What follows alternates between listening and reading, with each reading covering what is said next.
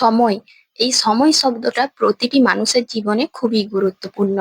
এই সময় হিসেবে আমাদেরকে সংসারের সমস্ত কাজ কর্ম দায় দায়িত্ব সবকিছু পালন করে যেতে হয়। আবার সময় মাফিক না করতে পারলে অনেক অসুবিধারও সম্মুখীন হতে হয়। আমি মুনমুন, ব্লগার মুনমুন চ্যানেলে তোমাদের প্রত্যেককে জানাচ্ছি অনেক অনেক স্বাগত। প্রতিদিনের মতো আজকেও তোমাদের জন্য নতুন একটা ভিডিও নিয়ে চলে এসেছি। তো আশা করছি ভিডিওটা ভালো লাগবে, তাই পুরো ভিডিওটা সবাইকে দেখার জন্য অনুরোধ রইল। যে বা যারা যেখান থেকে ভিডিওটা দেখছো নিশ্চয়ই তোমরা ভালো আছো। আগামী দিনেও ভালো থেকো, সুস্থ থেকো।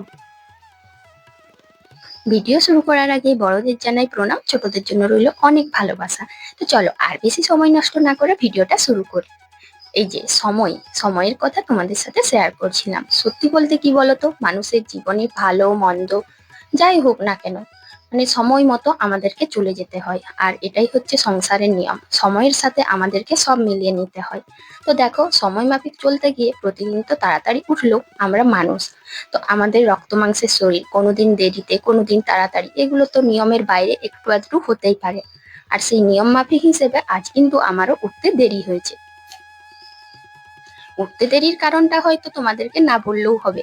এর কারণ কি বলতো, অনেক দেরি করে ঘুমোতে হয়েছে কারণ ছেলের একটু শরীরটা খারাপ ছিল। আর এমনিতেও এখনের বাচ্চারা ঘুমোতে চায়নি। আর যদি বাচ্চারা না ঘুমোয় মায়েরা কিভাবে ঘুমোবে?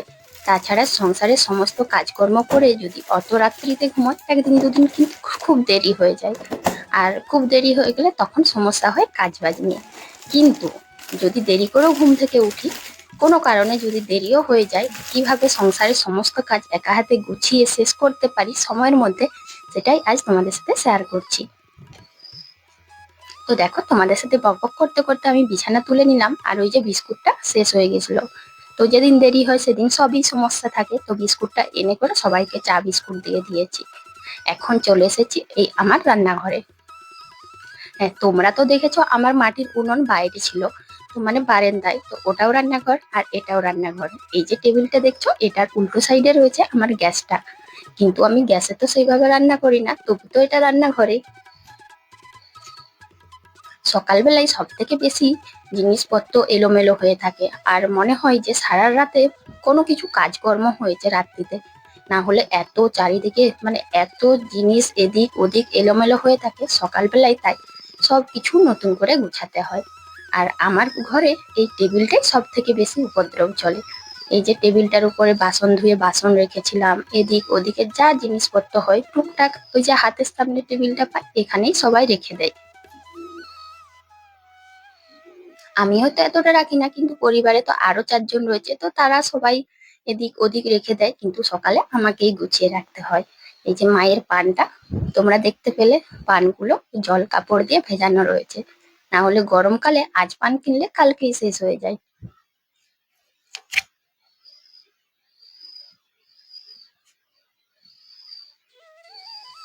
এই টেবিল ক্লথটা কদিন আগে কিনেছি, তো দেখো কি সুন্দর চকচক করছে। এত সুন্দর টেবিল ক্লথ, এত সুন্দর টেবিলটাই যদি চারিদিকে জিনিস এলোমেলো হয়ে থাকে কতটাই বাজে লাগে দেখতে। তাই সকালবেলায় ঘুম থেকে উঠে যখন আমি ঝাড় দেবো তার আগে এই টেবিলটা গুছিয়ে নিই। টেবিল গুছালে কি হয় বলতো, একদিকে যেমন জিনিসপত্রগুলো বাকিগুলো গুছিয়ে রাখা যায়, টেবিলটাও পরিষ্কার হয়ে যায়। এই দুটো বোতলে জল আছে, বাকি বোতলগুলোয় জল নেই, সেই জন্য বাকি বোতলগুলো আর এখানে নেই। এমনিতেও টেবিলের ওপর আমি জল বোতল রাখি না, একটা ডাব্বার ওপরে জল বোতল রাখি, সেই গামলাটার মধ্যে জল বোতল রয়ে যায়। ঘরের চারিপাশ ভালো করে গুছিয়ে ঝাঁট দিয়ে এখন বেরিয়ে পড়েছি বাইরে। এই যে বারান্দাটা, এখন বারান্দাটা ভালো করে গোছাবো। আর জানো তো বন্ধুরা, যদি কোনোদিন দেরি হয়ে যায়, দেখবে ঘরের ভেতর থেকে গুছিয়ে সব কাজ করে আসবে, দেখবে অনেকটাই কাজ গোছানো হয়ে যায়। ওই গুছিয়ে গুছিয়ে ঝাড় দিতেই দেখবে 50 ভাগ কাজ হয়ে যাচ্ছে, কারণ ওই গোছানোর নামে বাকি জিনিসগুলোও গোছানো হয়ে যায়।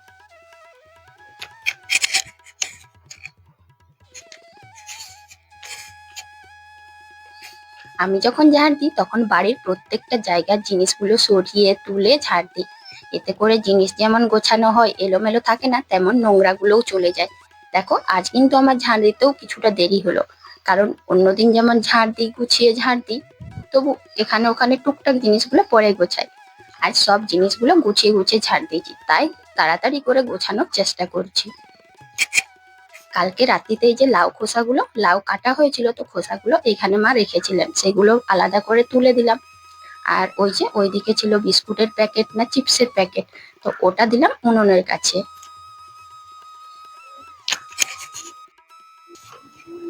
বারান্দাটাও পরিষ্কার করে ঝাড় দিয়ে দিয়েছি। তবে এই যে ঠেকাটা ছিল, এটা কালকে কলা পাকানোর জন্য নেওয়া হয়েছিল, তো একটা ঠেকাতেই কলাগুলো পাকানো হয়ে গেছে, আর একটা এলোমেলো হয়ে পড়েছিল, ওটাকেও গুছিয়ে চেয়ারটার উপর রেখে দিলাম। আমার সব থেকে বেশি নোংরা লাগছে এই উনুনের সাইডটা, যেখানটাতে কাঠ রয়েছে। দেখো কত পলিথিন কাগজপত্র। কিন্তু জানো তো, আমি যখন ভেবেছিলাম যে আজকে এটা পরিষ্কার করব, মানে আজ না হলেও কাল, মানে গতকাল যেটা পরিষ্কার করব, কিন্তু জল পড়ার জন্য ওখানে সবগুলোই ভিজে গেছে। আর এই ভেজা জিনিসগুলো একদমই হাত দিতে মন যাচ্ছে না। আর এতটাই ওইখানটাই নোংরা অনেকগুলো হয়ে আছে, মানে কাঠের ভেতরে কি আছে না আছে কিছুই বুঝতে পারছি না। তাই ভাবছি এটা যখন একটু বেশি সময় পাবো, এই জায়গাটা ভালো করে গুছিয়ে কাঠগুলো বের করে নেবো, আর বাকি পলিথিন গুলো পুড়িয়ে দেবো। তো এখন মোটামুটি আজকে রান্নার মতো কাঠগুলো রেডি করে নিলাম, আর জায়গাটা ভালো করে পরিষ্কার করে ঝাঁট দিয়ে দিচ্ছি, কেননা এখানে তো একটু পরেই রান্না করব।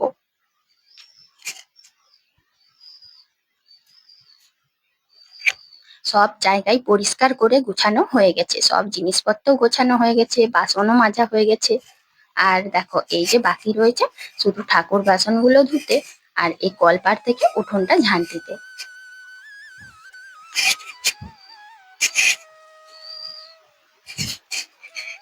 কলপাড়ের থেকে সব নোংরাগুলো নামিয়ে নিয়ে এলাম, আর এখন যে উঠোনটা ঝাড় দেবো, তো উঠোনটায় ঝাড় দিতে গিয়ে দেখলাম আর এক সমস্যা। এখানে তোমাদের দাদাভাই রেখেছে এই যে বাইকটা, আবার তার পেছনে রয়েছে আরো একজনের বাইক, কাকিমাদের বাড়িতে কেউ এসেছে, যার জন্য সেই বাইকটা রেখেছে সামনেটাতে। তাই আর কি করব, সমস্ত নোংরাগুলো একটা জায়গাতে জমা করে দিচ্ছি। আর এতে করে কি হবে বলে তো, নোংরাগুলো ভালো করে জমা করা হলো এক জায়গায়, আর তুলে ফেলতেও সুবিধে হবে। পরে যখন বিকেলে ঝাড় দেবো, তখন ওই দিকটা ঝাড় দিয়ে দেবো যেদিকে বাইক রয়েছে। তাই এখন মোটামুটি কাজটা চালিয়ে নিচ্ছি, একটা জায়গাতে উঠোনের সামনে যত নোংরা ছিল সব জমা করে দিলাম। তারপরে এই যে ঠাকুর বাসন ধুয়ে নিয়েছি, তখন এসেছে দিদির শ্বশুর মশাই। তোমাদেরকে তো বলেছি যে আমার দিদির বাড়ি, আমার শ্বশুর বাড়ি যেখানে সেখানে। তো দিদির শ্বশুর মশাই এসে একটু গল্প করছিল, মানে কথা কিছু জিজ্ঞেস করছিল, তো সেই কথাটাই আমি দেখো কত তাড়াহুড়ো করে বলছি, কারণ আমার মনে হচ্ছে যে কাজগুলো কখন শেষ হবে, আর এত আমি কথা বলতেও পারবো না। কিন্তু কি করব, অ্যাভয়েড করে তো যেতে পারবো না। তারপরে এই যে চালটা ভিজিয়ে দিলাম, জানি যে এখন আমার কাজ শেষ হয়ে গেছে, তো স্নান করব। আর স্নান করার আগে চালটা একটু ভিজিয়ে রাখলে তাড়াতাড়ি ভাতটা হয়ে যাবে। এই ছোটখাটো বুদ্ধিগুলো একটু আমাদেরকে প্রয়োগ করতে হয়, না হলে যেদিন দেরি করে উঠবো সেদিন তো আর হবে না। আর চাল ভিজিয়ে যখন আমি জামা কাপড় নিতে এসেছি যে স্নান করব, তখন দেখলাম একটা চেয়ারে এলোমেলো হয়ে জামা কাপড়গুলো পড়ে আছে। তো এটা চোখের সামনে দেখে মনে হলো যে 5 মিনিটের বিষয়, এটা যদি ফেলে রাখি তাহলে আর সারাদিনে হবে না। তাই রান্নাঘরে ঢোকার আগে এই জামা কাপড়গুলো গুছিয়ে নিতে হবে। তো চান করতে যাওয়া তো এখন বন্ধ হয়ে গেল, তাই জামা কাপড়গুলো গুছিয়ে নিচ্ছি, যে চটপট করে এগুলো গুছিয়ে নিই, দিয়ে তারপর আমি চান করব।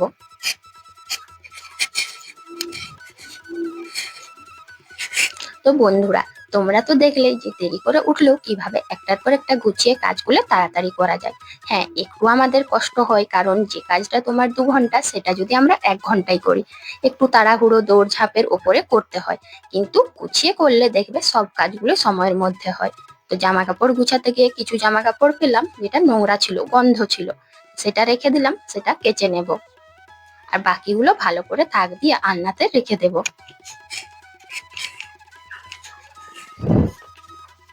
স্নান হয়ে গেছে আর ভাতটা বসিয়ে দিয়েছি, এখন যাচ্ছি আমি সবজি আনতে। দেখো তোমরা, লাউ গাছ কুমড়ো গাছ তো লাগিয়েছিলাম, কিন্তু আমাদের জানো তো লাউ গাছ একটাই হয়েছে, আর এই যে প্রথম লাউ হয়েছে। খেয়াল না করার জন্য লাউটা 2-3 দিনের মধ্যে কতটা বেড়ে গিয়েছে, কিন্তু কচি রয়েছে, এরপর যদি রাখি বুড়ো হয়ে যাবে। আর বুড়ো লাউ তো একদমই খাওয়া যায় না, তাই আজকে এই লাউটা কেটে নিচ্ছি। লাউটা বেশ ভারী ছিল, যার জন্য ব্লেড দিয়ে কাটতে গিয়ে পড়ে যাচ্ছিল। যাই হোক, আমি লাউটাকে ধরে নিয়েছি, কারণ পড়ে গেলে আবার নষ্টও হতো। এখন তাড়াহুড়ো করে চললাম রান্নাঘরের দিকে, কারণ ভাত বসিয়ে এসেছি, উনুন তো আবার নিভে থাকবে।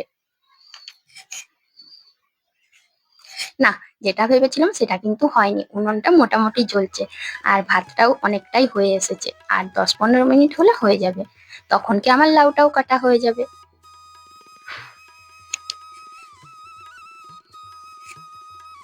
ভাতটাতে জাল দিতে দিতে লাউটা আমি কেটে নিচ্ছি। আর এখানে বসে বসে সবজিটা কেটে নিলে ভাতে জালও দেওয়া যাবে, ভাতটাও হবে আর সবজিগুলোও কাটা হবে। তো আজ আমি করব লাউয়ের তরকারি আর করব ডাঁটার ছেচকি। তো ডাঁটাগুলো কাটতে বেশি সময় লাগবে না, লাউটাই সময় লাগবে। তাই প্রথমে লাউ তরকারিটা করে নেব বলে লাউটা কেটে নিচ্ছি। আর সজনে ডাঁটা, কিছু সজনে ডাঁটা বাড়িতে রয়েছে, কারণ ওই যে আগের দিন দেখিয়েছিলাম যে আমাদের ডাঁটার গাছ আছে, সেখান থেকে তোমাদের দাদাভাই পেড়ে এনেছে বিকেলে। তো সেগুলো রয়েছে, তাই ডাঁটা ছেচকি আর লাউ তরকারি করব বলে কাটতে বসে গেলাম।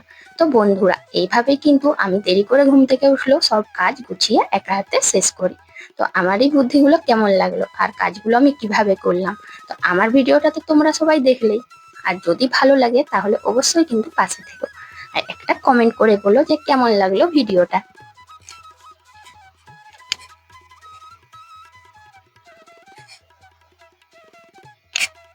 লাউ একটু পিছল হয়, তাই ধরতে ধরতে দু একবার পড়ে যাচ্ছে। আবার এদিকে উনুনটাও নিভে যাচ্ছে। দুটো কাজেই একসঙ্গে করছি যাতে কাজগুলো তাড়াতাড়ি হয়, আর না হলে তো অনেক দেরি হয়ে যাবে রান্না বান্নার। তো রান্না করতে দেরি হলেও খাওয়া দাওয়াতেও দেরি হবে, আর ছোট বাচ্চা যাদের বাড়িতে থাকে তাদের তো একটু টাইম করে রান্না করতেই হবে। তাছাড়াও বাবা মাও বয়স্ক মানুষ, তাই এখন আমি তাড়াহুড়ো রান্না করে নিই। কাল আবার দেখাবে নতুন একটা ব্লগ নিয়ে। তো চলো সবাই, টাটা।